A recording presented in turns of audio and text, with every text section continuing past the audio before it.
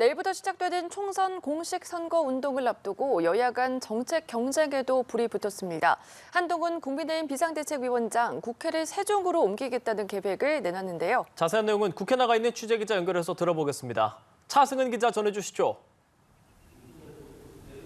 네, 한동훈 국민의힘 비상대책위원장 국회를 세종시로 완전히 옮겨서 세종시를 정치 행정 수도로 완성하겠다고 발표했습니다. 작년 10월에 통과된 법안에 따라 국회의장실, 본회의장 등 일부를 제외한 대부분의 국회 기능이 세종시로 옮겨지는데 이를 완전히 이전하겠다는 겁니다. 행정 비효율의 해소, 국가 균형 발전의 촉진, 지역 경제 활성화라는 세 마리 토끼를 잡고 세종시를 미국의 워싱턴 DC처럼 진정한 정치 행정의 수도로 완성되게 할 것이라고 확신합니다. 국회 이전을 계기로 뿌리 깊은 불신을 만들어낸 여의도 정치 문화를 청산하고 신뢰와 대화의 정치를 복원하겠다고 했습니다. 국회 기능이 사라진 여의도 국회의사당은 관광지로 만들고 주변 일대의 고도 제한도 풀어 금융 중심지로 만들겠다는 게 한 위원장 구상입니다.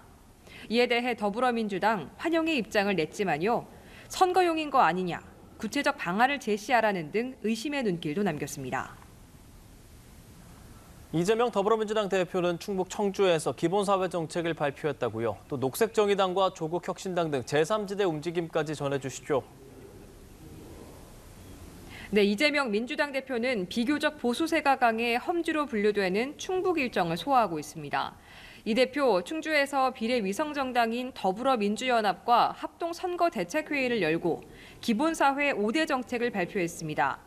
아동수당을 확대해 8세부터 17세까지 1인당 월 20만 원씩 지급하고 월 10,000원 임대주택도 확대하겠다고 약속했습니다. 청년들의 학자금 부담을 줄이기 위해서는 국립대와 전문대는 전액 무상으로 4년제 사립대는 반값 등록금을 실현하는 공약도 내놨습니다. 정부 비판도 빼놓지 않았는데요. 직접 들어보겠습니다.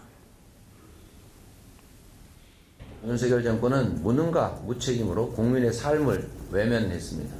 국가가 국민들의 기본적인 삶을 책임질 때 국민에게 미래가 있습니다.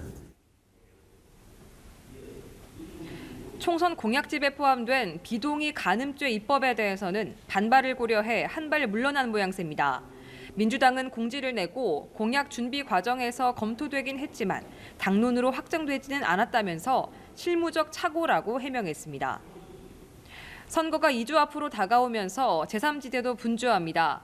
지지율 상승세를 탄 조국혁신당, 검찰, 국정원, 감사원 등 대대적인 권력기관 개혁안을 발표했습니다. 검찰을 공소제기와 유지의 기능만을 행사하는 기소청으로 바꾸고 검찰의 편파적 기소를 막기 위해서 기소 배심제를 도입하겠다면서 윤석열 정부를 향해 각을 세웠습니다. 녹색정의당은 노회찬 전 의원 묘역에서 총선 출전 결의대회를 열고 우리 사회에 수많은 약자가 승리하는 정권 심판을 해낼 거라고 말했습니다. 오영환 새로운 미래 총괄선대위원장은 오늘 조종묵 비례대표 후보와 경남 양산을 찾아 문재인 전 대통령을 만났습니다. 개혁신당은 집토끼로 여겨지는 이대남 단속에 나섰습니다. 천하람 총괄선거대책위원장, 민주당의 비동의 간음죄 입법 공약에 대해서 모든 성관계를 강간으로 처벌할 수 있도록 하자는 거라며 비동의의 구체적 기준을 제시하라고 지적했습니다.